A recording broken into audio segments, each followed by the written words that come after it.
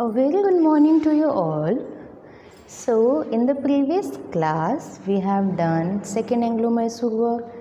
We are on chapter number 2, history portion. Chapter name is Trade to Territory. I am again repeating, we are on chapter number 2 from history portion. Chapter name is Trade to Territory, and today's topic is Third Anglo-Mysore War.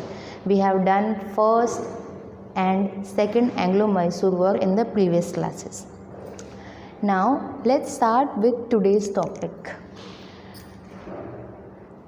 Third Anglo Mysore war की जो year है वो है 1790 to 1792. Only 2 years ये war छिड़ी हुई थी. अब इन वॉर्स के छिड़ने का रीज़न क्या है? बहुत छोटा सा रीज़न हम कहेंगे. Ruler of Travancore made some fortification into the territory of Tipu Sultan. जो यहाँ साउथ में ट्रेवेनकोर आपको नाम की जगह दिखेगी. ट्रेवेनकोर के जो रूलर थे वो मैसूर के एरिया पर अपना हक जमाने लग गए थे. उनके कुछ एरिया को बेचने लग गए थे, उनके कुछ एरिया को ख़रीदने लग गए थे from the Dutch. Area Mysore का है, मैसूर टेरिटरी में आता है. ले कौन रहा है? ट्रेवेनकोर वाले जो किंग हैं, रूलर. तो ये क्या एक रीज़न हो गया मैसूर के राजा का इनसे लड़ाई करने का. ट्रेवेनकोर के राजा फोर्टिफिकेशन कर रहे हैं, अपनी सेना बढ़ा रहे हैं, यहाँ के कुछ एरिया को अपने अंडर मिलाने की कोशिश कर रहे हैं, ख़रीद रहे हैं. तो मैसूर का जो किंग है at that time Tipu Sultan, वो बोलता है एरिया है मेरा, आप मुझसे पूछे बिना ख़रीद किससे सकते हैं. तो वो क्या करते हैं, इन 1790 Tipu declared war on Travancore. वो किससे वॉर छिड़ने की बात करते हैं? ट्रेवेनकोर से.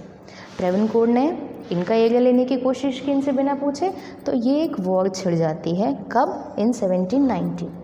अब क्या हुआ यहाँ पर? ब्रिटिशर्स कैसे आए? Because it's Anglo Mysore war. Britishers की एंट्री कैसे होती है? Ruler of Travancore has friendly relation with East India Company. Travancore के रूलर के ईस्ट इंडिया कंपनी से अच्छे संबंध थे, उनके अच्छे रिलेशनशिप्स थे. British supported Travancore. ब्रिटिशर्स ने क्या किया? उनको तो एक बहाना चाहिए किसी न किसी तरीके से मैसूर पर अपना हक जमाने का. तो एक कहते हैं ढाल बनाया ट्रेवेनकोर को. ट्रेवेनकोर का सपोर्ट किया उन्होंने, उस वॉर में साथ दिया. And also formed tripartite alliance with Nizam and Maratha. क्या किया? साथ हम इसका दे रहे हैं और लड़ेंगे किस किस को? अपने साथ मिला के. ट्रेवेनकोर का राजा है, ब्रिटिशर्स भी है, निज़ाम भी है, मराठा भी. वही जो अलाइंस ट्रिपाटाइट अलाइंस चल रही थी in the first and second Anglo Mysore war. कभी साथ देते हैं, कभी धोखा देते हैं. वही दो लोग हैं, निज़ाम एंड मराठा है. किसका हम कहते हैं कंधे पे बंदूक रख के मारने वाली बात है.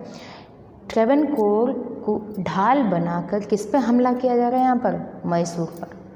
आई am again repeating this slide. Travancore के राजा ने ये एरिया को ऑक्यूपाई करने की कोशिश की. मैसूर ने इससे वॉर छेड़ने की बात की इन 1790. अब ट्रेवेनकोर का राजा मैसूर से लड़ाई करेगा, उसे चाहिए. अब एक जब बड़ा राजा एक छोटे से एरिया पर ऑक्यूपाई करने की कोशिश करता, तो ट्रेवेनकोर के राजा ने क्या सोचा? उनके अच्छे रिलेशनशिप थे ब्रिटिशर्स से, उन्होंने ब्रिटिशर्स से हेल्प मांगी. ब्रिटिशर्स ने बिल्कुल आराम से, शौक से उनको हेल्प की. बिकॉज क्या चाहिए उनको? एक तरीके से इनको हराना है, और हराने के लिए हमें एक रीज़न मिल गया, ट्रेवेनकोर एरिया. तो उन्होंने क्या किया? किन किन लोगों ने लड़ाई की अगेंस्ट टीपू सुल्तान? टीपू सुल्तान किस किस के अगेंस्ट लड़ रहे हैं? ब्रिटिशर्स के अगेंस्ट लड़ रहे हैं, निज़ाम के अगेंस्ट लड़ रहे हैं, और मराठा. इन तीनों ने, और ट्रेवेनकोर का किंग तो है ही, रूलर ऑफ ट्रेवेनकोर ऑल्सो. इन तीनों ने किसके खिलाफ लड़ाई की? टीपू सुल्तान के. And at that time head कौन था ब्रिटिश ईस्ट इंडिया कंपनी का? वो हेड थे governor general Charles Cornwallis, and he is fighting against Tipu Sultan. Now what happened next we'll discuss in the next slide.